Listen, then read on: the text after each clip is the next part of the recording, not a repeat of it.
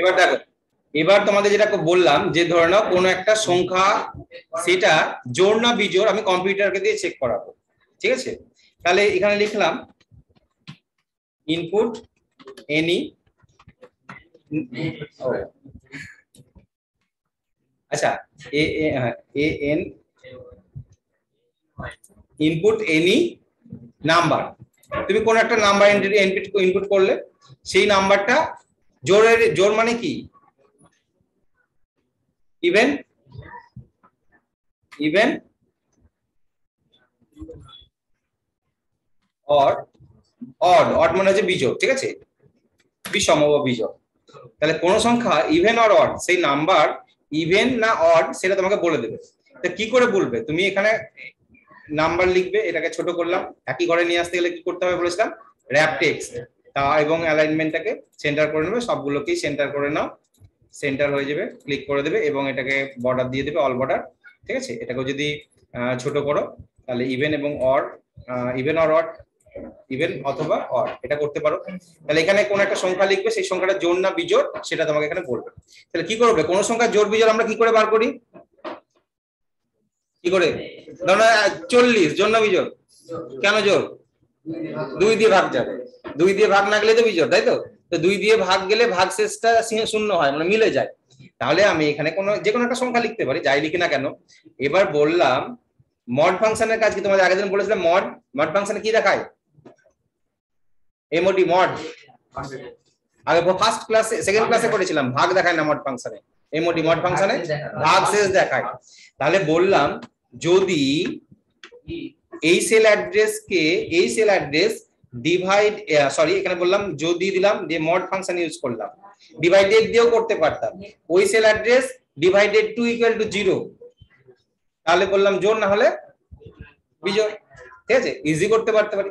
আর ভাগশেষ দিয়েও করতে পারি, মানে বলতে পারি যে এই cell address mod function use করলাম, দিয়ে মডের মধ্যে দিলাম এই সেল অ্যাড্রেস কমা কমা 2, মানে দিয়ে যদি 0 হয় ইকুয়াল টু কি হয়, 0 হয়, তাহলে কি দেখাবে, জোড়, E V E N, even জোড়, আর না হলে কি দেখাবে, অড, ঠিক আছে, ব্র্যাকেট একটাই তো কন্ডিশন।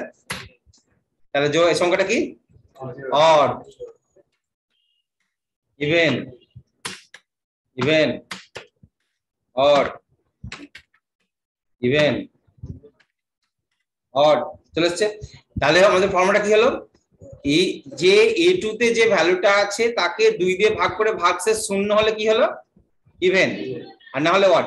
এইভাবে একটা ইউজ করতে পারি, অথবা আমি এইভাবেও ইউজ করতে পারি। এখানে কোন একটা সংখ্যা লিখলাম, দিয়ে আমি বললাম যদি এই cell address divided to equal to 0, তাহলে এটাকে আমাকে কি করতে হবে, ব্র্যাকেটের মধ্যে রাখতে হবে, দেখে ভাগ করছি, ঠিক আছে, ইকুয়াল টু 0 কমা ইভিএন 0, আর যদি 1 লিখতাম তাহলে অড দিয়ে করতে হতো, ইভেন, আর না হলে অড, ব্র্যাকেট ক্লোজ। দেখাচ্ছে অড, কি দেখাচ্ছে, সেটা বলেছে মানে এখানে ইভেন করে ডবল ব্র্যাকেট আছে, ওখানে তাহলে ডবল ব্র্যাকেট দিতে হবে, ইভেন করে স্যার একটা লাল রঙের অর্ড চালু না, ডিভাইডেড a3 ডিভাইডেড 2, এইভাবে এটা হবে না, ঠিক আছে? এইভাবে করতে গেলে একে একটা ভেরিয়েবল ধরতে হবে, ওই ভেরিয়েবলে ওকে ভাগ করে ভাগফলটাকে নিতে হবে, সেই ভাগফলটা কি হবে সেটা দিয়ে অড ইভেন বার করতে হবে, ঠিক আছে? তো আমাদের যে মেন ফাংশনটা ঠিক করেছিলাম আমি, সেটাই তোমার ঠিক আছে, ঠিক আছে, মেন ফাংশন বলতে এইটা আমাকে ভাগশেষ, এটা দিয়ে কিন্তু যেহেতু মড ফাংশনে ভাগশেষ দেখায় তার জন্য এটা আমাদের ইউজ হবে, ঠিক আছে, এটা দিয়ে করতে হবে। এবার তোমাদের যেটা বললাম যে কোনো একটা সংখ্যা দিবে, সেই সংখ্যার 7 দ্বারা বিভাজ্য কি বিভাজ্য নয় কি করে বার করব, মানে আসল জায়গায় যেটা বলছিলাম, 2 দিয়ে তো আমরা মুখে মুখে বলে দিতে পারবো।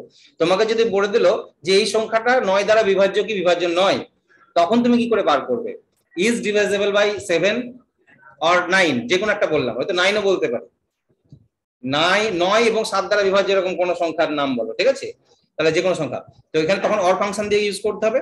এখানে আমরা যেটা শিখবো, একটা প্রথমে আমরা যেটা করি, যে কোনো একটা সংখ্যা দেব, সেই সংখ্যাটা 7 দ্বারা বিভাজ্য কি বিভাজ্য নয়, তাহলে আমি কি করে করব, অড ইভেন নয়, তখন কি লিখবো, is divisible, divisible, তাই তো, divisible by 7, 7 অরটা পরে দিচ্ছি, প্রথমে 7 দিয়ে করি, 7 দিয়ে ভাগ যাবে কি যাবে না, কোনো একটা সংখ্যা 7 দিয়ে ভাগ যাবে কি যাবে না, ঠিক আছে, is the number, but the number is divisible by, ঠিক আছে, is দিয়েছি তার মানে আমাকে এটাকে কি দিতে হবে, একটা পোস্ট মার্ক দিতে হবে, ঠিক আছে, যদি ভাগ যায় তাহলে বলবো ইয়েস, আর না গেলে নো। তাহলে আমি কি করব, এইখানে ফর্মুলাটা কি লিখবো বলো, তাহলে a2 কে কত দিয়ে ভাগ করবো আমি, 7 দিয়ে, এবং ভাগশেষ মিলে গেলে তো শূন্য হবেই, তাই তো, ভাগশেষ শূন্য, ভাগফল নয়, ভাগশেষ শূন্য হতে হবে, ঠিক আছে, হ্যাঁ, তাহলে এখানে কি বলবো, ইভেনের জায়গায় শূন্য হলে ইয়েস, আর না হলে কি বলবো, নো। তাহলে ইয়েস এখানে দিলাম 14, ইয়েস 15, 5 7 35, ইয়েস, ঠিক আছে। এবার 7 এবং 9 দ্বারা বিভাজ্য কি বিভাজ্য নয় কোন একটা সংখ্যা, ঠিক আছে, এরকম যদি বলে দুটো সংখ্যা যদি দিয়ে দিই যে ওই সংখ্যাটা 7 এবং 9 উভয় দ্বারা ভাগ হবে, যদি 7 দিয়ে যায় তাও বলবে ইয়েস, আর 9 দিয়ে যদি যায় তাও বলবে ইয়েস, তার সেরকম নয়, কিন্তু 7 এবং 9 উভয় সংখ্যা দ্বারা ভাগ হতে হবে, হ্যাঁ, দুটো দিয়ে গেলেই ভাগ যাবে, ঠিক আছে, ঠিক আছে। তাহলে কি বলবো, কিভাবে করব, তখন ফাংশনটা কি ইউজ করতে হবে, এক্ষেত্রে দুটো কন্ডিশন দিতে হবে তোমাকে, এবং দুটো কন্ডিশনই যদি সঠিক হয় তবে ফলাফল আসবে, না হলে আসবে না, তাই তো। তাহলে এক্ষেত্রে কি করবে, দুটো কন্ডিশনে সঠিক হলে ফলাফল আসবে, তাহলে তোমাকে এন্ড ফাংশন ইউজ করতে হবে। আগের দিন আমি এন্ড ফাংশনটা করাইনি, অর করিয়েছিলাম, যদি এটা অর দিয়ে করো তার মানে 7 দিয়ে ভাগ গেলেও তোমার দেখাবে, আবার 9 দিয়ে ভাগ গেলেও ইয়েস দেখাবে, কিন্তু আমি চাইছি না, আমি চাইছি 7 এবং 9 উভয় সংখ্যা দিয়ে ভাগ গেলে ইয়েস দেখাবে, আদারওয়াইজ দেখাবে না, ঠিক আছে।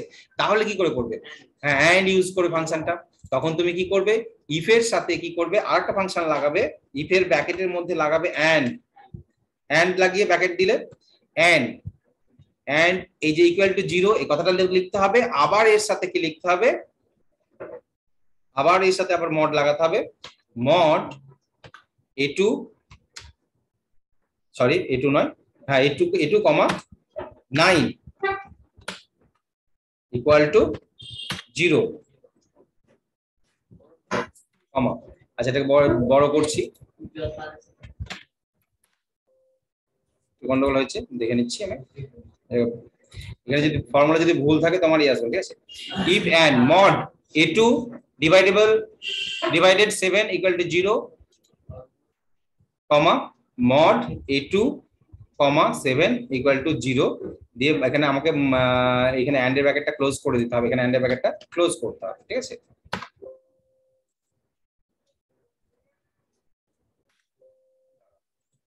বড় করি, এক সমস্যা,